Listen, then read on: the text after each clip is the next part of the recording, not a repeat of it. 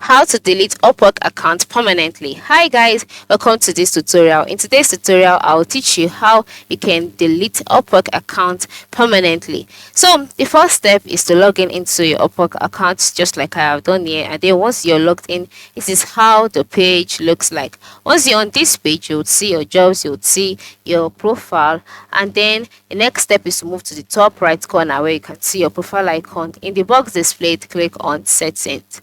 Once you click on settings, you'll be brought to the settings page. Automatically, you'll be brought to the contact info page. All right, that's where we are heading to. Now, the next step is to scroll down.